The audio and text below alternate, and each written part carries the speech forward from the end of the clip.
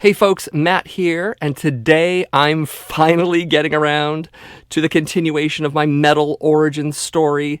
This time I'm going to talk about key thrash metal albums that I discovered as a teenager and how they define my evolution as a fan of heavy metal in general. I'm also going to talk about some stories, some personal stories connected to these records, which would be a good time. I did it last time. I'm going to do it this time as well. So, metal thrashing maniacs, stay tuned.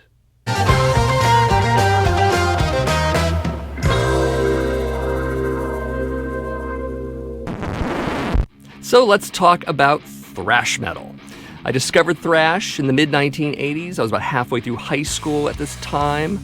And I felt like it really was the next logical step. I mean, I still loved traditional metal bands like Iron Maiden and Judas Priest and Dio and, of course, Kiss, as we all know. Still love those bands to this day. But around that age of 16 or so, I really felt it was the next logical step to go to thrash metal. Because despite loving those traditional bands, I definitely, what's the wording I want? There was more intense metal I needed, I guess, to paraphrase Mr. Bailoff. So again, thrash metal made perfect sense. It was the next step. So to that effect, I'm going to be going through 8 very specific thrash metal albums that I feel are important to my metal discovery. I'm also going to talk about some personal stories connected to these records, as I mentioned before, and I'll talk about how I feel about them now. Spoiler alert, I still like all of them now. That's why I'm talking about them. After this, I'm also going to talk about some honorable mentions. I have quite a few of those, so basically consider this entire video a recommendation list for classic thrash. Definitely. So I'm also going to be putting these albums in the order in which I bought them and not necessarily in chronological order. I feel like most of them follow chronology, except for the first 2 I feel are swapped. But it makes more sense to tell my story if the albums follow the story, not necessarily when they were released. So just keep that in mind. So let's go back to 1984. So starting things off with Ride the Lightning, Metallica's second album, obviously from 1984. I go through the whole story about how I discovered this album in, of all places, my Kill 'Em All video. That can be found in the MGP Rants playlist at my channel. Go watch that after you watch this. I'll also link it at the end. My buddy Eric found this album, brought it over to my house, played it for me. I was blown away by it. That's basically the story, but there's more to it. What I didn't tell in that video, however, was that Eric also had the 12-inch single to Creeping Death. And what was cool about that is that it was in blue vinyl. And back in the 1980s, I should probably tell some of you younger folks, colored vinyl wasn't everywhere. When you saw it, you were kind of amazed by it. And I don't know why so much. Now, all my vinyl is colored pretty much. But back then, it was pretty cool. And admittedly, I'm still a little envious that he has that. Speaking of envy, our buddy Greg actually has the Megaforce version of this record. He's the only one we knew who got it, and we don't really know why, because we all went to the same stores and we bought the same records at the same time, roughly. But Greg's got the Megaforce version. Terrible. What was interesting around this period of time was that my more mainstream metal friends really weren't having Metallica or any of the thrash metal that was coming out. I remember they thought it was basically noise. They didn't understand it. They dismissed it out of hand, which is funny because a few years later they were all listening to this stuff anyways. Be that as it may, I remember at least one of my friends saying, "Metallica who?" Like they had never heard of the band ever, which is funny considering that they're the biggest metal band on the planet now, and they're worth $1 billion, which is insane. I mean, if you had told me in 1984 that Metallica would be where they are today, I would have thought you were crazy. Not because I don't love this album, because I really do, but simply because extreme metal of any sort, being in the mainstream or relative mainstream, to me was inconceivable at 16 years old at that time. Just wouldn't have even imagined it. Sadly, this is the only non-OG copy of an album I have in this entire video. This is a Blackened Recordings version. Came out probably in the last 8 or 10 years.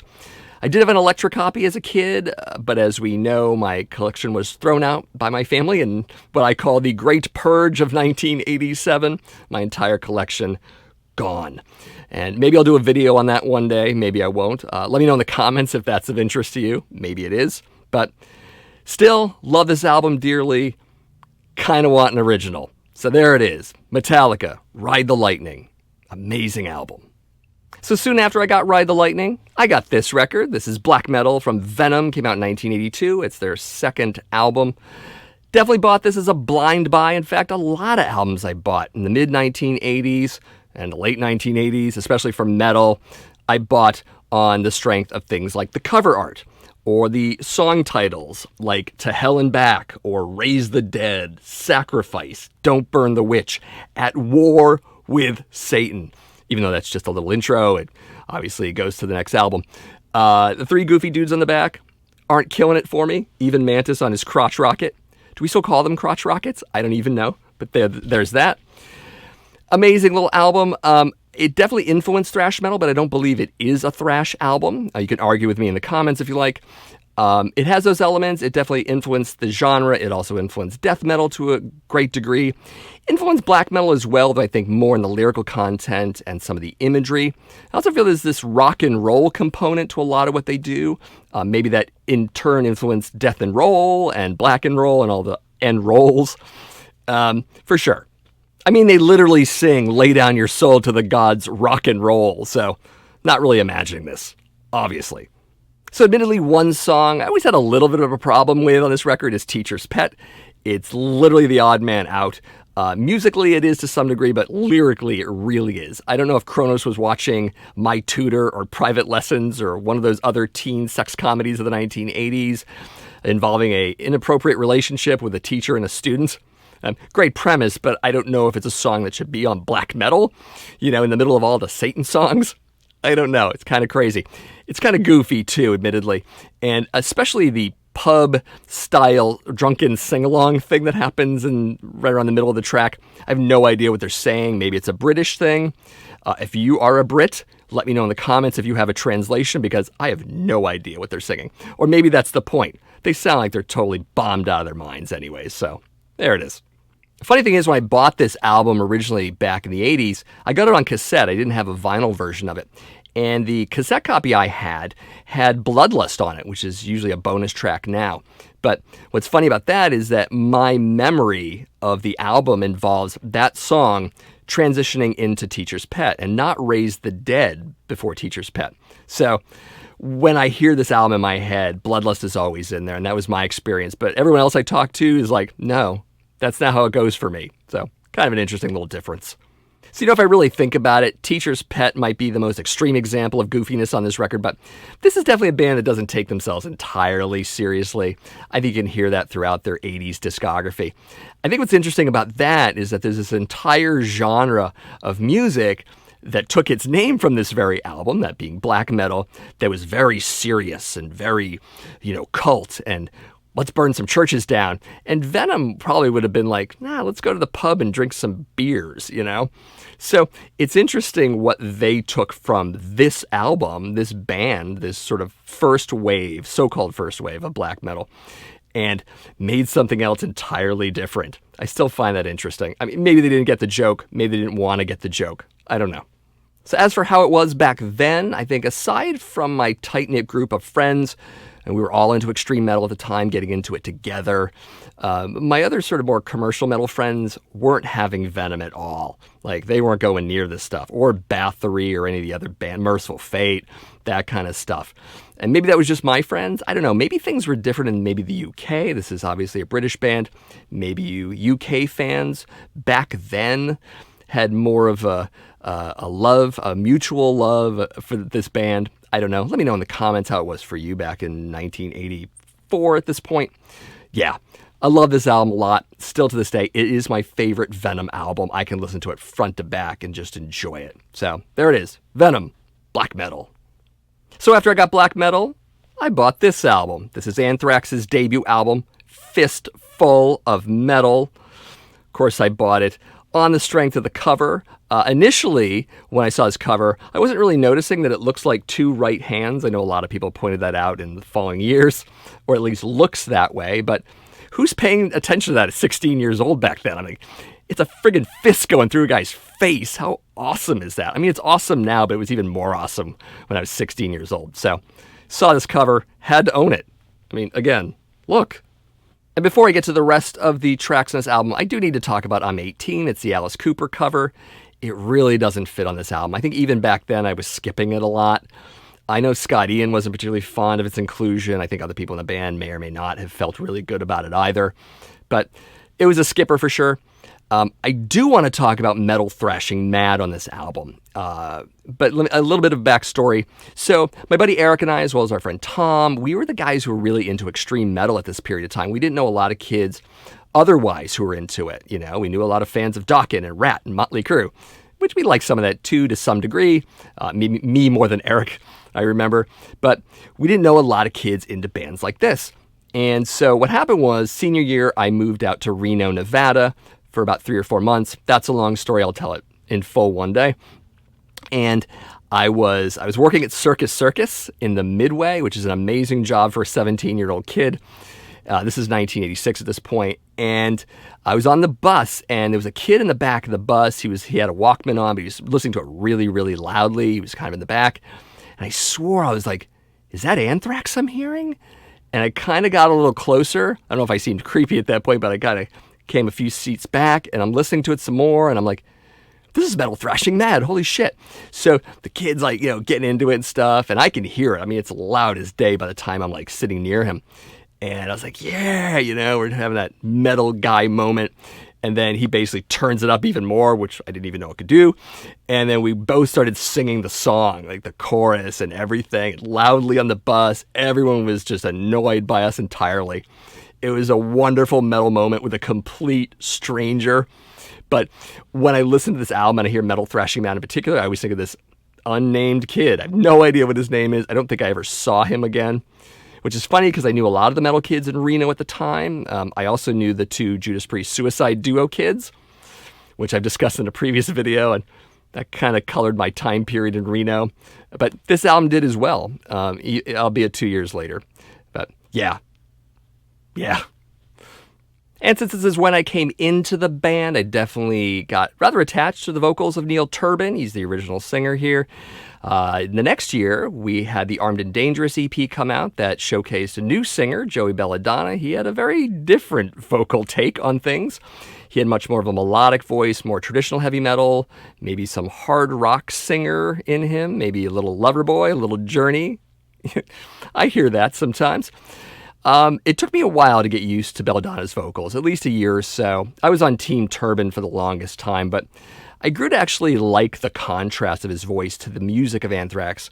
Not too much later, again, maybe a year or two, and I especially like it more now at my age and where I am as in my Anthrax fandom. But back then, yeah, I was definitely totally on Neil Turbin's side on that one. Definitely, they bring 2 very different things to this band. Great album. Still love this album. Favorites, I definitely love the opening track, Death Rider. Metal Thrashing Mad, of course, is probably my very favorite song. Soldiers of Metal is great. And everything else on here is pretty good. Howling Furies is kind of an interesting way to end the album. It's obviously a little slower and all that, but pretty cool album. They did better albums, of course, through time. This is kind of their kill 'em all in a lot of ways. My favorite Anthrax album back then was probably Among the Living. It's since changed to Persistence of Time, interestingly enough, but still love this album a lot. Anthrax, fistful of metal. Next up is Slayer with their Haunting the Chapel EP. This is their second release following their full-length debut album, Show No Mercy. It came out the year before. I'm discussing this EP rather than that album. For one, because this has a really cool story, but also that I really like how this is a bit of a bridge between Show No Mercy and Hell Awaits. This has some more of the Show No Mercy sound to it, but it really also has this increased brutality that hints to things that happen on the next record. So I like that it's sandwiched in between the two. But again, this does have a story. Before I get to that story, though, I can't remember quite when I got this record. I know it was somewhere between the end of 1984 and the spring of 1985. I know it comes after Anthrax, but before the next 2 records I'm going to talk about, so I'm just sort of shoehorning it in here. The story goes that in the summer of 1984, I had my birthday, my 16th birthday, and a relative bought me a Stryper album, namely the Yellow and Black Attack. And I wasn't really having it back then. I think my attitude towards Stryper has improved over the decades, but in 1984, forget about it. I wasn't going to hear the Jesus metal. And I really didn't like this album. I shelved it quickly. I don't know if I was embarrassed to necessarily have it. Maybe I was, maybe I wasn't. But I remember at the same time, my buddy Angel had gotten this EP, and he hated this EP, which is inconceivable back then as well as now. But he was also a big Stryper fan. So I called him up and I'm like, listen, I've got a Stryper record and you've got a Slayer record. Let's swap. So we met up in between our two neighborhoods at a rec center.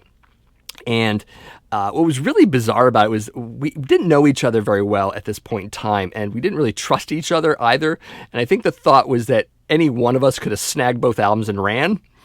So we did this whole thing where I've got my record, or his record, and I'm like, okay, on the count of 3, 1, 2, 3, swap. And so that's what we did. Again, I don't know why. We were dumb kids.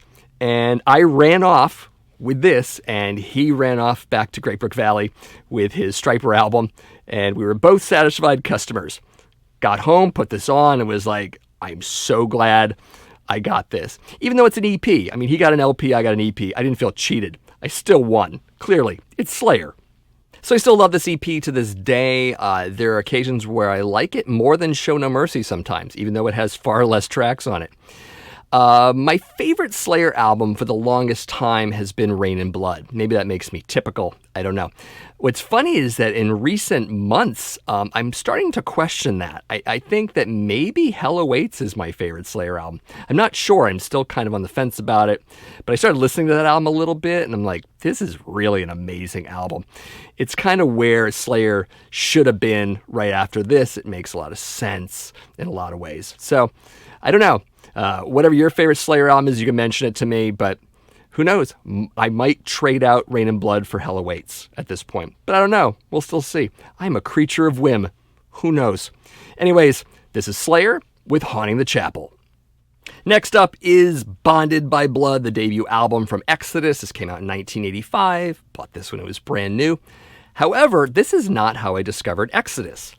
How I discovered Exodus is through this videotape. This is The Ultimate Revenge. It is live material from Exodus and Slayer, and then Venom's kind of shoehorned in there with some interviews and some music videos. I bought this tape because I loved Slayer and Venom. I basically discovered Exodus almost accidentally because I really wasn't looking for them when I got this tape. So, really cool, I got this. I should explain something, and it has something to do with the album as well, is that my buddy Eric and I had this rather odd practice, I guess I'll call it that, of cassette taping virtually everything we did that was completely dorky and intoxicated and drugged and whatever. And one of the things we did was we sang along to metal songs, especially thrash metal at the time. So I know we have a tape of us singing Piranha specifically from this tape, doing the intro. And we were complete dorks. I think at the time it was more about us wanting to be more a part of this music. I mean, neither one of us was in bands at this time. I know I wasn't. So, it gave us this weird sense of being more connected to the music. I mean, short of actually getting to go to this show at Studio 54, which would have been amazing. But we had no way to get down to New York City back then. So Ultimate Revenge was definitely my intro to Exodus. But we should be talking about this album because it is equally, if not more, amazing. So I really feel like Exodus captured lightning in a bottle in this release. I don't think it's something they really were ever able to duplicate again. Not that they would necessarily expect to do that. I might be saying that a little bit out of age and a little bit of the time I experienced it. I don't know. I mean, if I was 30 and just discovered this album, or if I was 15 now and just discovered it, I don't know. Maybe it's a combination of the time and the age. I'm not really sure. You can let me know your own experiences with discovering Exodus, and if that differs or is the same or whatever. Great songs in this thing, though. Of course, the title track. I love A Lesson in Violence. One of my favorite songs of this album. Love Strike of the Beast. Love Piranha. Maybe Metal Command and No Love are a little weaker, but still listenable, still amazing. Again, Exodus, Bonded by Blood, great album. Probably my favorite Exodus album. I don't know if any other one really compares to it. Which is funny because Zetro is actually my favorite vocalist of the three of them. I think there were 3 vocalists. Yeah, but rest in peace, Paul Bailoff. you had all the charm and violence and snappy things to say to posers on this one. So yeah, there it is. Exodus. Bonded by blood. Cute kids. So after Exodus, it was clear that thrash metal was pretty much here to stay in my life, which is probably the reason why I picked up this record. This is Stormtroopers of Death, or SOD, with their debut album, Speak English or Die. This was a project started by Scott Ian and Charlie Benante of Anthrax, also Danny Lilker, formerly of Anthrax, later of Nuclear Assault and Brutal Truth, and some guy named Billy Milano. It's definitely a crossover thrash album. Definitely an instigating album. I mean, the title is Speak English or Die, but the songs are also fairly politically incorrect. When it was still maybe safe to be that way, I don't know. I think you should be however you want to be, no matter what time period it is, you know. F the critics and all of that. So pretty cool. You can get a look at the song titles there yourself. A few of them might raise your ire, or maybe you're just okay with people expressing themselves the way they're going to express themselves. You know, free speech. So one thing I really dug about this album, and I guess comparisons are going to be made, is that this was way heavier than Anthrax in the riffs and the lyrics and the overall energy of it. At the time, I was getting into some of the first wave hardcore stuff. I was listening to Circle Jerks and Black Flag, and I really feel like this album was a real sweet spot for me regarding some of the thrash metal, but some of the hardcore I was listening to. I mean, this wasn't the first crossover album, but it might as well have been for me back in 1985. It really, again, just hit that sweet spot for me. It still does.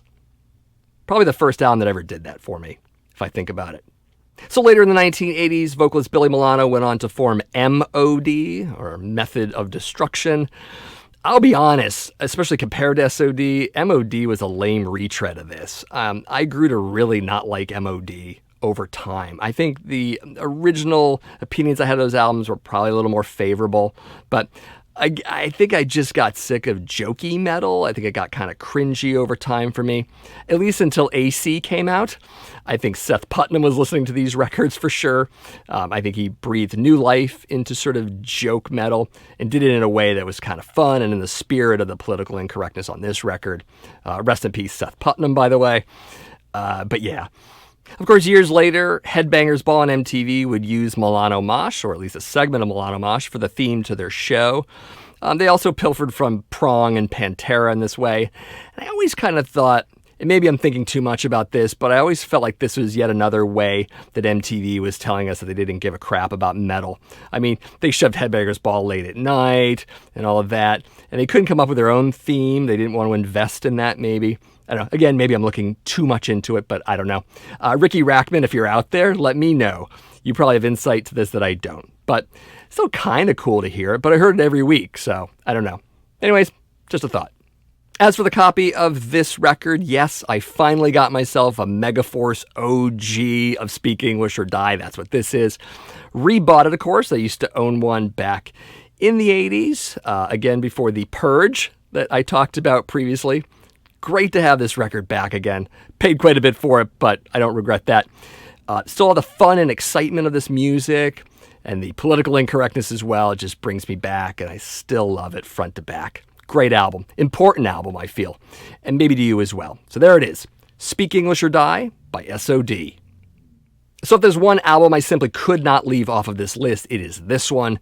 This is the debut album from Overkill. It is Feel the Fire. Came out in 1985. Also bought this when it was new. This was my favorite thrash metal band, and might be still. I'd have to really think about that, but for decades at least it had been, or still is. When all the other kids back in 1985 were like, Slayer! I was definitely more about these four guys from Jersey. Speaking of which, I did see this tour live with Slayer. Loved both bands, had a great time. I've talked about that show a bit. But I'm going to mention it again because it was just incredible. And this album is just immense in a lot of ways. And of course, I'm not the only one who feels that way about this album. A lot of Overkill fans as well. I think Overkill themselves do. At least they recognize the importance of this record. So much so that in 2018, they did a live album called Overhausen. It was actually two albums. One, they did every single song off of Horoscope, and the other one, they did every single song off Feel the Fire. So it definitely has staying power, even to this day. I think one thing that's different between my appreciation of this album back then and now is that back then I don't think I really noticed a lot of the power metal leanings that are happening on this otherwise thrash metal album. And I think some of that's because all I wanted to hear back then was thrash, thrash, thrash. I had that same problem with comedy horror movies like Evil Dead 2, where I only wanted to see the horror and the comedy was just lost on me, or I just ignored it, or I selectively paid no attention to it because all I wanted back then was horror, horror, horror. So I think the same thing was happening with this album. It's still a thrash classic, but yes, it has some power metal leanings. I think some of that's probably because of Blitz and his vocals, which I love, by the way. I know some people are on the fence about that, but not me. I suppose I could name a favorite track off this album, but it'd be ridiculous. Every song is my favorite track. I can tell you, though, when I hear Raise the Dead, every single time it starts up, I get chills, and I don't think other albums do that for me almost at all. I mean, this is probably my favorite thrash metal album ever. And I don't think that's hyperbole. I really believe that. Rotten to the Core, amazing song. I used to warm up to it as a vocalist. I used to use that song to warm up before shows. And I still have a lot of cool memories with that. Other than that, Sonic Reducer, the Dead Boys cover, is on subsequent pressings of this, especially on CD initially and then vinyl later. I don't feel that's the way to end this album. I like the cover version a lot. I think it should have been put on an EP. But the way you end this album is with the track Overkill. You have to end it with that. No other version's going to do it for me but that.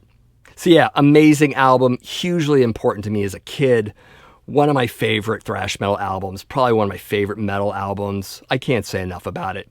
And the funny thing is it's not like technically virtuosic or anything like that. There's a lot of simplicity on this record, but still, it just does it for me every time. This is Overkill with Feel the Fire. Next up is Megadeth with Peace Sells, But Who's Buying? This is their second album, came out in 1986. I got to make a confession here. I didn't like Killing Is My Business all that much. That's their first album. In fact, I didn't like it at all. I remember Eric bought it first, and then I think I cassette taped it off of him. I listened to it a bunch, and I was like, I really just don't like this album. Was it the production? Was it some of the sloppy playing? I'm not sure. I mean, I don't think it was necessarily all of that, because there were albums I was listening to in 1986. I mean, just first wave hardcore, which isn't always expertly produced, but some crossover stuff and some other stuff as well. So I'm just not sure quite what it was. Maybe I just say it's the song quality, because I think the tracks on this album are way better. They're way more thought out. It's musically a better album all around. So when this came out and I heard it, I finally bought a Megadeth album. Here it is. Of course, this is also their major label debut. They're on Capitol Records for this. They probably got a lot better distribution as a result. I also did notice that some of my more commercial metal friends, even my glam metal friends, were into Megadeth starting with this album. And I don't know whether that's necessarily because of the distro or because it was better produced. Maybe the songs were more accessible. I don't know about that, but I remember that happening. I also remember a lot of my punk friends starting to get into thrash around 1986. They were giving some of this metal that they hated otherwise a little more of a chance. And I think this is one of those albums for sure. As for favorites on this album, clearly the opener, Wake Up Dead, great song. I like Peace Sells quite a bit. I love The Conjuring. I think that's my favorite song on this album.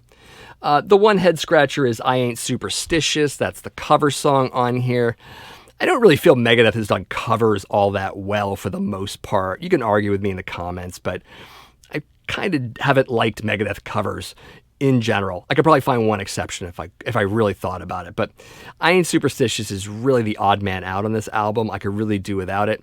I was probably okay with it as a kid, but really got sour about it and some other covers later on in life. So yeah, I skipped that. But otherwise, this is a pretty perfect album. So I did see Megadeth on this tour in May of 1987 with Overkill and the Necros in support. This was at the Living Room in Providence, Rhode Island, in a club setting. Great to see Megadeth on that level. The Necros were pretty amazing, actually. It was the first time I had seen them. I went out and bought their Tangled Up album right after I saw the show. I love when that happens. When you see a band, you just run out and get their stuff. That happened with Sanctuary as well and some other bands. But it's a killer show, getting to see Megadeth in a club. And of course, these tracks are just amazing live. Even to this day, I feel like Peace Sells is a more confident and cohesive album than the debut. And I really think they were locking in a sound that they would really explore later on. I mean, this is the template going forward for them. And I definitely appreciate that. This is probably my favorite Megadeth album. I love Rust in Peace, but I think combination of memories and some of the songwriting and some of the rawness on this album really puts Peace Cells above it for me. Yeah, listening to this day. Great album. So at this point, we're at 1986, an amazing year for metal. We had Master of Puppets from Metallica come out, also Rain in Blood from Slayer. We also got debut albums from Flotsam and Jetsam and Sacrifice and Nuclear Assault. Such an amazing time to be a metal fan. Of course, the list of bands I would discover after this is pretty extensive, though I'm going to show you a few of the honorable mentions. This is Destruction with Eternal Devastation. This is my favorite album from them. It is German thrash par excellence, to use another language entirely. Debut album from Testament. This is The Legacy, Bay Area thrash at its best, killer record. Also from the Bay Area is Death Angel with their debut album, The Ultraviolence. This album was made by teenagers. Go figure. Also, if you've got the debut album from Possessed, this is Seven Churches. It is death thrash. Or it's the first death metal album ever. You can have that fight in the comments. Who cares, though, right? Also, we have Creator with Pleasure to Kill, their second album, my favorite Creator album. You should already be listening to this. More great German thrash. And, of course, Darkness Descends from Dark Angel. This is their second album. Fantastic stuff. You know, basically, if it was on Roadrunner or Combat or Megaforce, I was buying it in a heartbeat. We all were. Around this period of time, I was also discovering speed metal bands that would kind of blur the lines between speed and thrash. As we all know, there's a bit of an overlap there. Of course, we've got Exciter with their debut album, Heavy Metal Maniac.